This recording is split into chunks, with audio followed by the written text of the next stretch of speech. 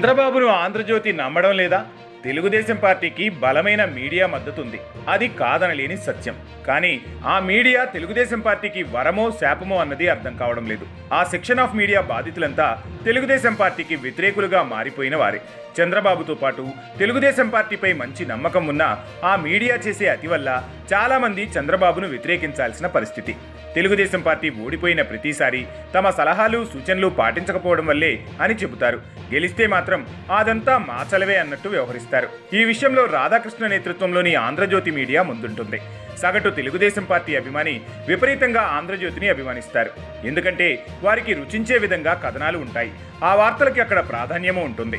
చంద్రబాబుతో పాటు లోకేష్ నాయకత్వాన్ని అమాంతం పెంచుతోంది ఆంధ్రజ్యోతి. అదే సమయంలో వారి రాజకీయ ప్రత్యర్థులను సైతం వెంటాడుతుంది. ఇటువంటి పరిస్థితుల్లో ఆంధ్రజ్యోతి అనేక రీతుల్లో లాభపడింది కూడా. తెలుగుదేశం పార్టీకి అధికార పత్రికగా ఉంది. తెలుగుదేశం అధికారంలోకి వచ్చిన ప్రతిసారి చంద్రబాబు తమ చెప్పు చేతల్లో ఉండాలని ఎక్కువగా భావిస్తారు రాధాకృష్ణ. అందుకే రకరకాల రూపంలో సలహాలిస్తుంటారు. చంద్రబాబు సైతం కొన్నింటిని పాటిస్తారు, మరికొన్నింటిని పాటించరు. తెలుగుదేశం పార్టీ శ్రేణులు ఆంధ్రజ్యోతిని విపరీతంగా విశ్వసిస్తాయి. ఆంధ్రజ్యోతి సైతం టీడీపీ శ్రేణుల అభిమతాన్ని గుర్తిస్తూ వస్తుంది. ఈ క్రమంలో ఆంధ్రజ్యోతి టీడీపీ శ్రేణులకు ఒక రకమైన విషయం నింపే ప్రయత్నం చేస్తుంది. ఏపీలో మద్యం కుంభకోణం ప్రకంపనలు సృష్టించిన సంగతి తెలిసిందే. అయితే ఈ కేసులో ప్రభుత్వ అడ్వకేట్గా ఉన్న దమ్మలపాటి వైసీపీకి అనుకూలంగా పనిచేశారన్న ఆరోపణలు వచ్చాయి.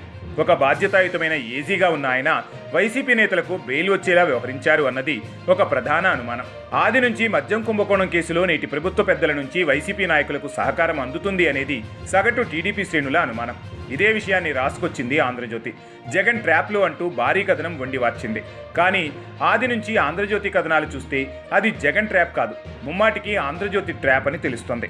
అధికార పత్రికగా ఉన్న ఆంధ్రజ్యోతికి ఎక్కడ కోపం వచ్చిందో తెలియదు, కానీ ఏం లోటు జరిగిందో తెలియదు, కానీ చిన్న చిన్న లోపాలను ఎత్తి చూపుతూ కథనాలు రాయడం ప్రారంభించింది. ఒక్క మాటలో చెప్పాలంటే తెలుగుదేశం పార్టీ శ్రేణుల్లో ఒక రకమైన అపనమ్మకాన్ని, అనుమానాలను పంపించగలిగింది. అంతకు మించి ఏం కనిపించడం లేదు. ఇక తేల్చుకోవాల్సింది ఆంధ్రజ్యోతి రాధాకృష్ణ, సీఎం చంద్రబాబు. తమ పార్టీ కోసం, తమ పార్టీ ప్రయోజనాల కోసం ఆంధ్రజ్యోతి ఎక్కువగా పనిచేస్తుంది అనేది చంద్రబాబు నమ్మకం. కానీ ఆ నమ్మకం పోగొట్టుకునేలా రాధాకృష్ణ, ఆంధ్రజ్యోతి వ్యవహరిస్తోంది.